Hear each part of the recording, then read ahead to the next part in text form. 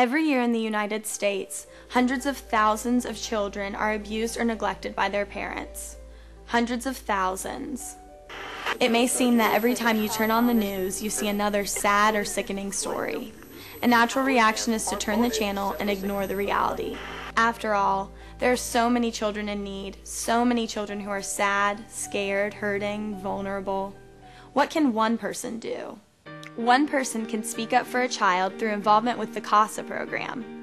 CASA of Franklin County's mission is to improve the lives of abused and neglected children by speaking up for their best interests in court and working to ensure that they have a safe place to call home. CASA volunteers are often the only consistent concerned adult in the child's life and can be a major factor in avoiding bad outcomes for the child. Unfortunately, children who suffer abuse and neglect are more likely to become juvenile delinquents or violent criminals as adults. When a family fails a child, the community must step in. Meet Natalie. Natalie is a 10-year-old girl who represents one of the many children affected by child abuse and neglect in our country. My name is Natalie, and this is my story.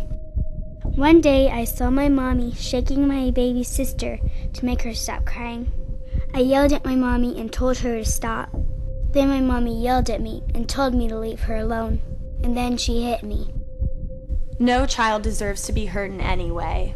Unfortunately, each year in the United States, 400,000 children are neglected, 100,000 are physically abused, 70,000 are sexually abused. This maltreatment often comes from the hands of the parents, the very people who should love and protect their children most.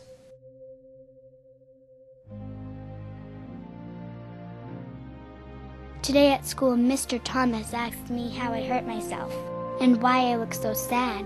I told him about Mommy so she can get some help. Mr. Thomas told me I can't go home tonight. That made me so scared.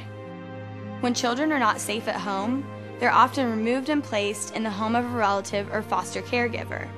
Imagine what a terrifying feeling this would be, not knowing where you'll sleep that night, wondering where your brothers or sisters are, and not knowing when you'll get to go home. You might know your mom and dad did something wrong, but you might not even care. Home is still home.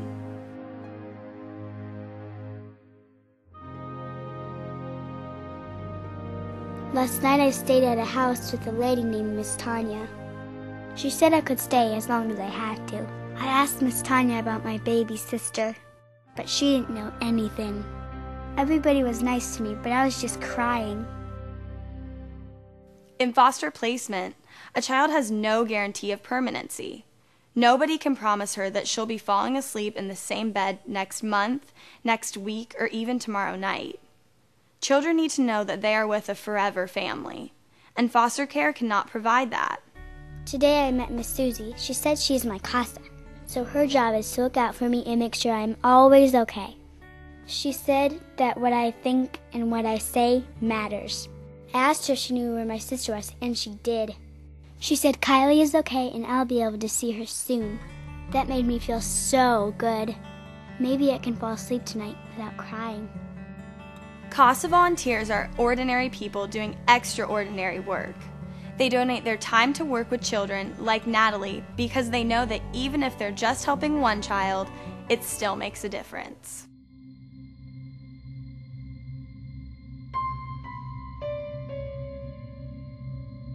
Today, we went to court. I didn't know what was going on, and nobody was talking to me. Then I saw Miss Susie.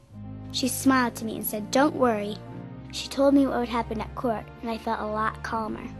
I found out I would stay with my foster parents for a while. I'm happy there, but I also miss my mommy so much.